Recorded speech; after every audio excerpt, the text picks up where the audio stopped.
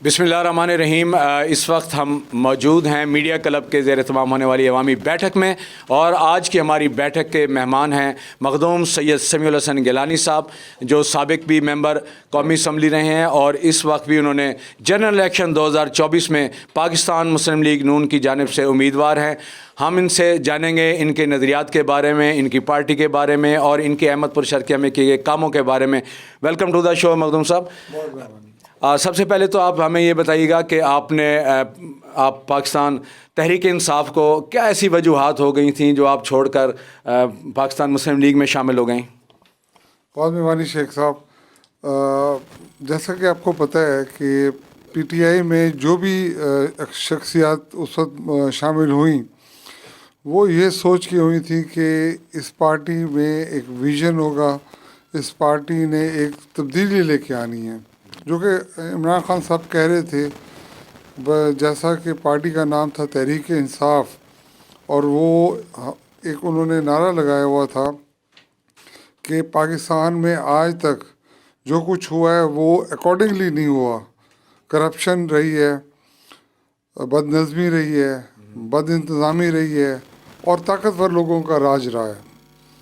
लेकिन party join करने के बाद मैंने भी यही सोच के पार्टी ज्वाइन की कि हम उस तब्दीली का हिस्सा बने।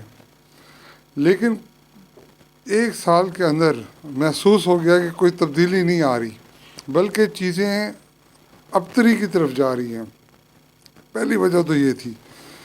दूसरी वजह ये थी, और मायूसी भी हुई, कि हम जो सोच के गए थे वहाँ उसके बिल्कुल बरक्स हुआ। दूसरी वजह ये थी कि मैंने वहाँ कुछ डेवलपमेंट स्कीम्स खान साहब से हट के, जो मेरे मिनिस्टर्स ताल्लुक़ वाले थे, उनसे मिन्नत समाजत करके अपने हलके के लिए ली। हमारे जो हलके के डायनामिक्स हैं वो ये हैं कि यहाँ लोग आपके साथ ज़ाती प्यार मोहब्बत करते हैं, ज़ाती ताल्लुक़ है, और उस ज़ाती ताल्लुक़ की वजह से वो उम्मीद रखते हैं कि आप उनके जो काम काज हैं, जो उनके मसाइल हैं, वो हल करें। यहाँ मैं ज़ाती तौर पे समझता हूँ कि शख्सी वोट ज़्यादा है और पार्टी वोट कम है। ज़रूर इलेक्शन जीतने और हारने के लिए पार्टी वोट आपके काम आते हैं, लेकिन जब तक आप अपना शख्सी वोट नहीं लेते तो पार्टी वोट आपको किसी भी इंडिविजुअल को जितवा नहीं सकता। तो मैंने लोगों से वादे किए हुए थे और टेंडर हमारे लगे 123 करोड़ रुपए के। उसके बाद कुछ जो कि हमारे मुखालफिन थे, जो इस इलाके की, इस हलके की तरक्की को मुनासिब नहीं समझते थे कि हो, क्योंकि मैं तो समझता हूँ कि अगर मेरा मुखालिफ भी यहाँ कोई काम लेके आएगा तो मैं उसे अप्रिशिएट करूँगा, क्योंकि इस इलाके में इतनी महरूमी है कि हम उसका, अगर सब लोग मिल के भी कोशिश करें तो हम उसे मुश्किलों से ही उसका हल निकाल सकेंगे। 50 साल में जो भी साहिब इक़्तिदार रहे हैं उन्होंने तरक्याती काम नहीं किए, और आवाम भी हमारी बड़ी मासूम है कि उन्होंने तकाज़ा नहीं किया, एक लिहाज, एक शर्म, एक हमारे यहाँ जो बुर्दबारी है उसकी वजह से। लेकिन अब ऑल टुगेदर माहौल बदल गया है, और माहौल के बदलने की वजह से लोगों की जो मसाइल थे वो बढ़ गए हैं। जो चीज़ एक दौर में समझी जाती थी आसाइश है, वो अब मजबूरी बन गई है। आपका इंफ्रास्ट्रक्चर ही नहीं है इस हल्के में। और मैं समझता हूँ कि 2002 के बाद ये थोड़ा बहुत यहाँ काम होना शुरू हुआ है। हर आदमी ने, हर सियासतदान ने अपना हिस्सा मिलाया है। तो मेरी उस वक्त खान साहब से जो मेन इख्तलाफ था वो ये हुआ कि मैं उनसे कह रहा था कि मेरे हलके के जो काम रुकवाए गए हैं उसमें जो भी लोग शामिल थे, मैं अब उनका नाम लेना मुनासिब नहीं समझता, ये फिर वो मुखालफत के ज़ुमरे में आ जाती है। उन्होंने जो भी किया उन्होंने अपने मुताबिक मुनासिब समझ के किया, लेकिन हमारे हलके को, मुझे उसका नुकसान हुआ। मेरी पार्टी में ने, मेरे लीडर ने اس وقت اس چیز کو محسوس نہیں کیا. تو میں نے پھر دوبارہ ان سے رابطہ کیا. دوسری بات یہ تھی کہ ہم لوکلی نہ تنظیم میرے ساتھ چل رہی تھی، نہ ایم پی اے صاحب کا میرے ساتھ کوآرڈینیشن تھی، کیونکہ ہم نے ایک دوسرے کی مخالفت کی تھی الیکشن میں ایک پارٹی میں رہتے ہوئے. تو میری being head of the family, ایک لیڈر جو ہوتا ہے آپ کا وہ ہیڈ آف دا فیملی ہوتا ہے، ہم ایک خاندان کی طرح ہوتے ہیں جس پارٹی میں بھی ہوں. تو میں نے انہیں کہا کہ میرے یہ مسائل ہیں، اور یہ میں نے ان سے جب عدم اعتماد کی تحریک آئی اس سے کوئی 7-8 ماہ پہلے کہا.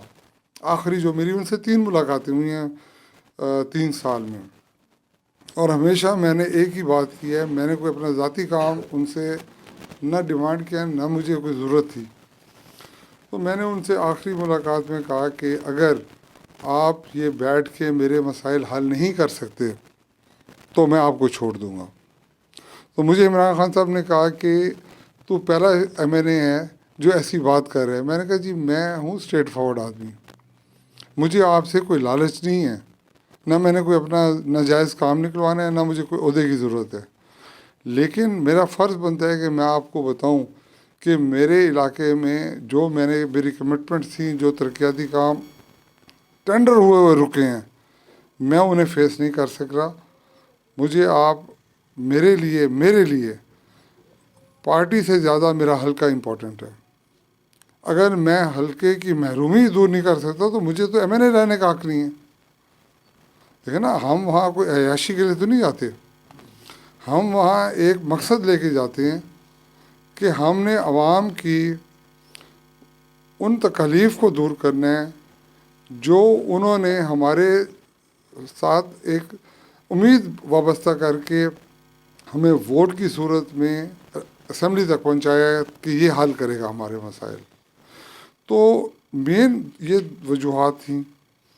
مخدوم صاحب 139 کروڑ روپے کے آپ نے بتایا کہ آپ کے لگے ہوئے ٹینڈرز کو رکوا دیا گیا تھا. تو آپ کیا سمجھتے ہیں کہ جب مسلم لیگ نون کی اگر حکومت آ جاتی ہے تو ہمارے علاقے کے ترقیاتی کاموں کو دیکھیں میں آپ کو بتاتا ہوں جی. میں نے اوچ میں ہمارا ہاسپٹل ہے basic health unit, basic health centre, آپ نے دیکھا ہوگا اوچ کا ہاسپٹل BHU. اسے میں نے اس وقت ہمارے اسد عمر صاحب منسٹر تھے، میرے دوست تھے، صرف 7 ہاسپٹل پورے پنجاب میں اپ گریڈ ہوئے ہیں. اچھا وہ RSC آپ کا وہ شریف رورل ہیلتھ سینٹر ہے، ٹھیک ہے. وہ ہاسپٹل میں نے ذاتی کاوشوں کی وجہ سے تحصیل ہیڈ کوارٹر لیول کا ہاسپٹل منظور کرایا. وہ مکمل ہونے والا ہے. آپ کے احمد پور ہاسپٹل کے لیول کا ہاسپٹل بن رہا ہے. میں نے وہاں ڈائلسس یونٹ لگوایا ہے. آپ کی پہلی سب تحصیل ہے پورے پنجاب کی جس میں ڈائلسس یونٹ لگا ہے. بہت سی آپ کی تحصیلوں میں ڈائلسس یونٹ نہیں ہے. لیکن یہ وہ کام ہے جو کسی بھی صورت عوام کے لیے اشد ضروری ہیں. آپ اگر انہیں بیسک ہیلتھ فیسلٹیز پرووائڈ نہیں کر سکتے تو میرا نہیں خیال کہ آپ کو ان کے پاس ووٹ کے لیے جانے کا کوئی حق ہے.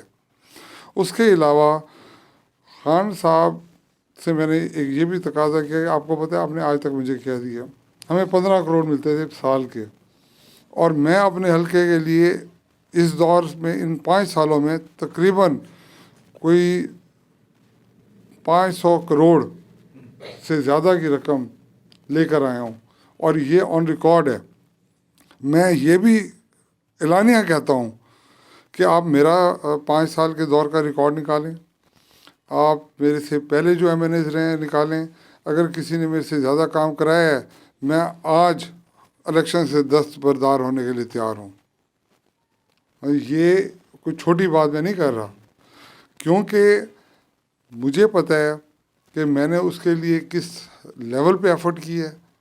اور ایفرٹ صرف اس لیے کی ہے کہ میرے ساتھ پچھلے 10 سال سے لوگ ٹھہرے تھے، ہم الیکشن ہار رہے تھے، ان کا کوئی قصور نہیں تھا. قصور ہارنے والے کا تھا کہ اسے موقع نہیں ملا. جب موقع ملا ہے تو ظاہری بات ہے ان کی توقعات تھیں، اور ان کی توقعات پہ پورا اترنا میرا فرض بنتا تھا. خان کو چھوڑنے میں مین وجہ یہ تھی علاقے کی محرومیوں کہ کا ازالہ نہیں مجھے کر دیکھیں میں یہ آخری 16 مہینے میں نے کوئی 2 ارب کا کام کرایا. وجہ یہ ہے کہ جو میرے رکے معاملات تھے وہ میں نے مینیج کیے ہیں. میں کم از کم اپنے دوستوں کے سامنے سرخرو ہو گیا ہوں کہ دیکھو میں نے جو تمہارے سے کمٹمنٹس کی تھیں وہ مجھے 16 مہینوں میں اس گورنمنٹ نے شکر ہے سنبھالا ہے.